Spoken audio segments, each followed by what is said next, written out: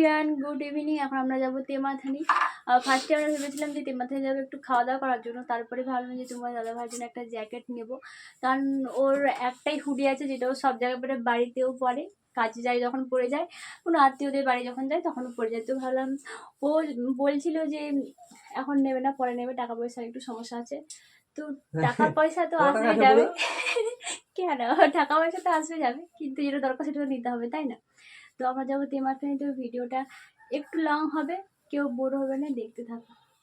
বেরিয়ে পড়লাম আমরা তেমাথানি যাওয়ার জন্য। শুধুমাত্র তোমাদের দাদাভাইয়ের জ্যাকেট কেনা নয়, এছাড়াও অনেকগুলো টুকটাক কাজ ছিল, সেগুলো একটু একটু করে তোমাদেরকে শেয়ার করবো। আর এখানে আমরা জ্যাকেট দোকানে চলে এসেছিলাম, তোমাদের দাদাভাই ট্রায়াল দিয়ে দেখছিল জ্যাকেটগুলো। আচ্ছা, তোমাদের কোন জ্যাকেটটা ভালো লাগলো সেটা চাইলে তোমরা কমেন্ট করে জানাতে পারো। আমরা টুকটাক কেনাকাটা করতে হলে আমরা তেমাথানিকেই আসি, কারণ আমাদের কাছে বেশ সেরকম কোনো দোকান নেই, ভালো দোকান, তাই আমরা তেমাথানিকে চলে আসি। অ্যাকচুয়ালি আমাদের দুজনেরই আজকে মেনলি আমাদের বেরোনোর কথা ছিল ওষুধ আনতে যাওয়ার জন্য। ফার্স্টেই তোমাদেরকে বললাম তোমাদের দাদাভাইয়ের একটাই হুডি যেটা ও সব জায়গাতে ইউজ করে, তাই বললাম চল জ্যাকেটটা নিয়েই নিই, কারণ সুবিধা অসুবিধা তো সারা জীবন থাকবে, কিন্তু যেগুলো দরকারি আমাদের প্রয়োজনীয় জিনিস সেগুলো তো নিতেই হবে। তারপরে আমরা ঢুকে গেছিলাম কস্তুরিতে, কিন্তু এখানে এত আমাদের খারাপ এক্সপিরিয়েন্স হলো, আমরা ঠিক করেছি যে আমরা কখনো আর এখানে যাবো না। তেমাথানির প্রায় সব রেস্টুরেন্টে আমরা খাওয়া দাওয়া করেছি, কিন্তু এটার মতো খারাপ এক্সপিরিয়েন্স আর কোথাও ছিল না। খারাপকে খারাপ বলতে আমার কখনো দ্বিধাবোধ হয় না, তো এই ব্যাপারে হচ্ছে না। দেখো এখানে আমি খাওয়া শুরু করে দিচ্ছি, আমি এখানে খাচ্ছি হাতে, আরেকজনকে দেখো চামচ নিয়ে খাওয়া শুরু করে দিচ্ছে। কিন্তু আমার মনে হয় যে বিরিয়ানি জিনিসটা হাতে খাওয়ার মজাটাই আলাদা। হাতে খেয়ে যে লেভেলের শান্তিটা আসে চামচে আমার সেটা আসে না। আমি যেখানেই যাই আমার